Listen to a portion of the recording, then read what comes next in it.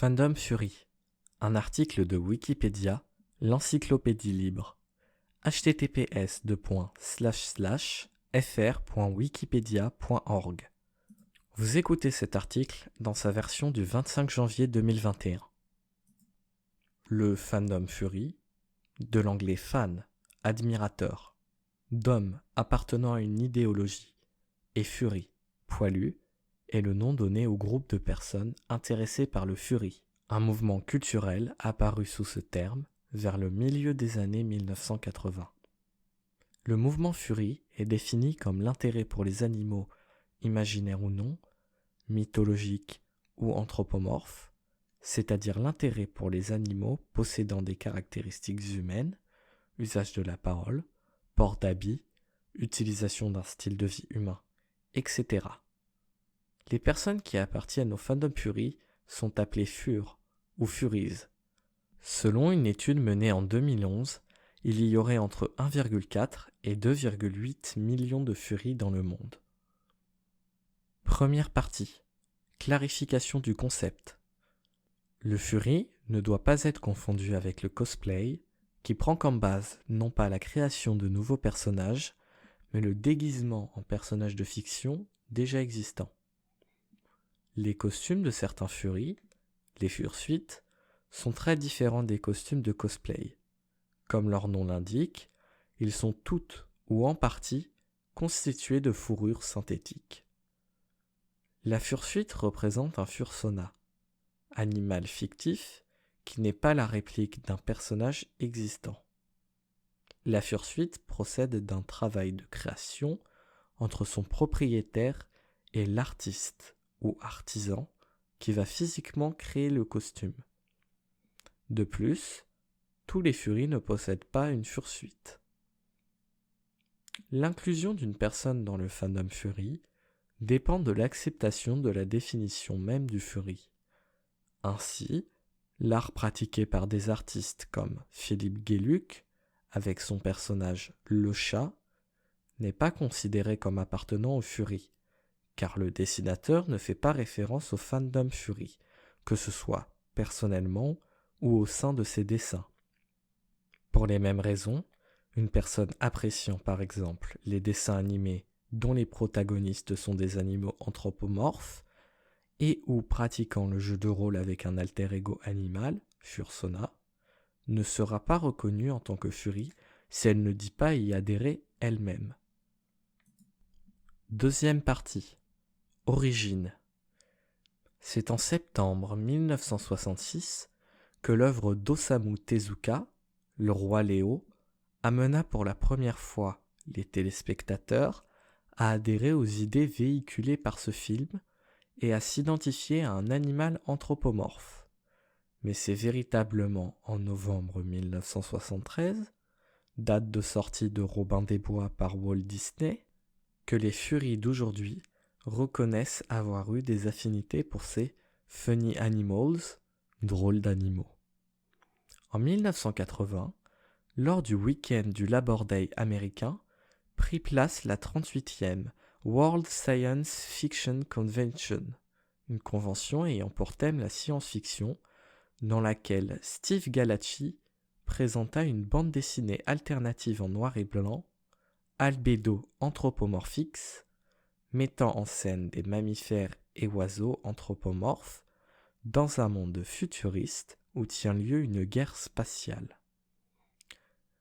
Les années qui suivirent furent l'occasion pour les fans des drôles d'animaux de s'organiser, se rassembler ou créer des romans graphiques. En octobre 1983, Mark Schirmeister appelle ses fans à rejoindre l'équipe du magazine Roar Brazil et en février 1984, le premier numéro paraît. La popularisation d'Internet dans les années 1990 permit aux furies de se faire connaître via l'utilisation simultanée du World Wide Web et des forums de discussion Usenet comme moyen de communication. Plus connu de nos jours, le fandom fury le reste cependant de manière inégale suivant les régions du monde. les pays anglo-saxons étant historiquement et culturellement plus ouverts à cette culture que les pays latins. Troisième partie, loisirs. Selon un sondage de 2008, la plupart des furies pensent que les dessins, les conventions, la littérature et les communautés en ligne sont importants pour le fandom. Le fandom Fury est majoritairement composé d'hommes, à 80% selon plusieurs sondages. Plusieurs autres études et statistiques ont été menées sur le fandom, dont celle de Fur Science, permettant d'avoir, par exemple, des pourcentages de l'orientation sexuelle majoritaire des furies. Il existe aussi notamment l'étude du Fury Research Center datant de 2008. Section 1. Jeu de rôle. Le jeu de rôle, ou plus exactement l'interprétation du rôle, abrégé RP de l'anglais role-playing, est une activité qui consiste dans l'incarnation d'un ou de plusieurs personnages par une ou plusieurs personnes dans une situation imaginaire et en narrant leurs faits et gestes, dialogues, sentiments, expressions. Dans le fandom Fury, les personnes incarnent donc leur fursona. La méthode la plus courante pour roleplayer dans le fandom Fury est désormais d'utiliser des canaux, publics ou privés, sur des messageries instantanées, mais des gens le pratiquent encore sur des sites spécialisés comme F-List. Il existe aussi des communautés un peu plus développées, forums par exemple, permettant l'interaction socio-culturelle, telles que SoFury, où les furs s'adonnent à leurs personnages Fury à travers des discussions et échanges créatifs. Avant 2010, certains Fury pratiquaient le roleplay par courriel ou via des salons de chat IRC, tels que EntroChat ou Furnet. Section 2. Conventions. Un article détaillé sur les conventions Fury est disponible à l'URL https://fr.wikipedia.org/wiki/convention-Fury. Une convention Fury est un rassemblement annuel à grande échelle de Fury, la plupart du temps organisé dans de grandes villes dont l'accès est aisé, aéroports, gares. De l'ordre de plusieurs dizaines à plusieurs milliers de participants sur plusieurs jours. En Europe, la plus grande convention est l'Eurofurence, rassemblant plusieurs milliers de participants, 3579 pour l'édition 2019. Aux États-Unis, la plus grande est Midwest Furfest, environ 8700 participants en 2017, et se déroule en général au mois de décembre à Chicago.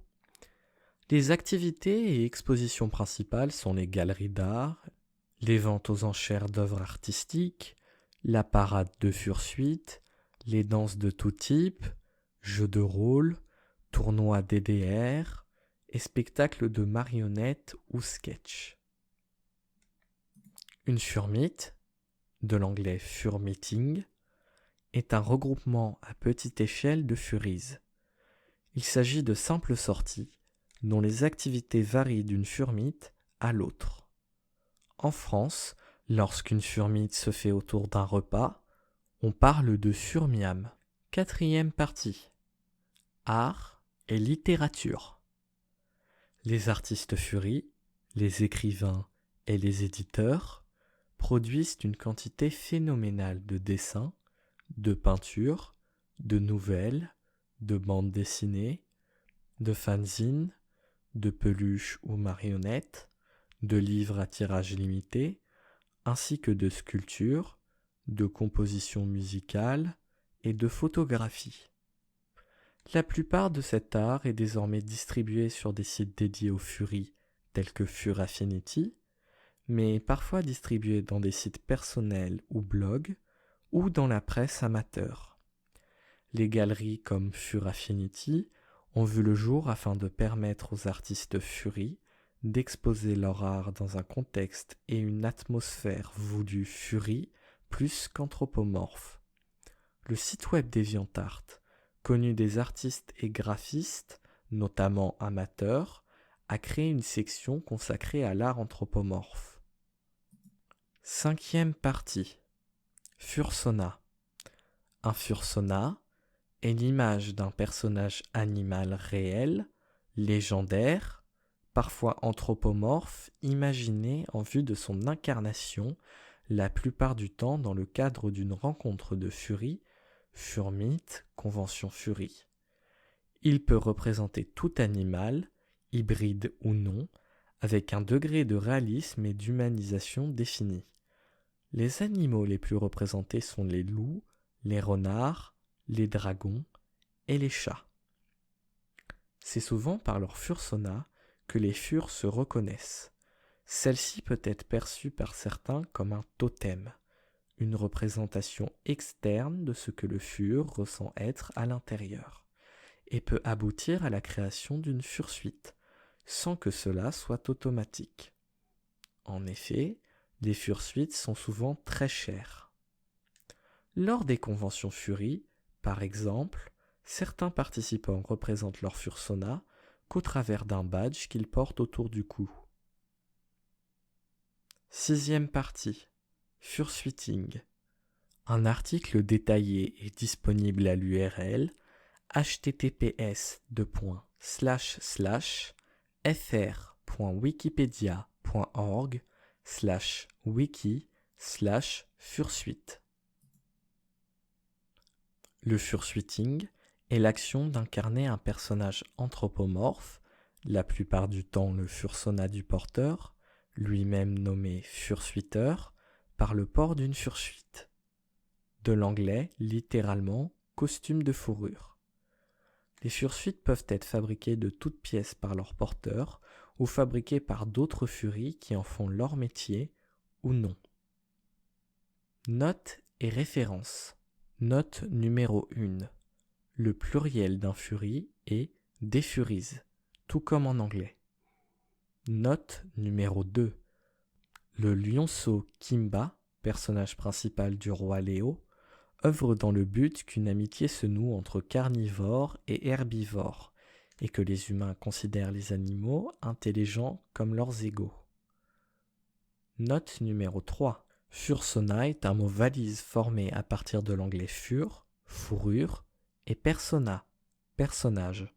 Cet enregistrement et tout le texte de l'article sont soumis à la licence de documentation libre GNU, disponible à l'adresse http://www.gnu.org/licenses/fdl-1.3.html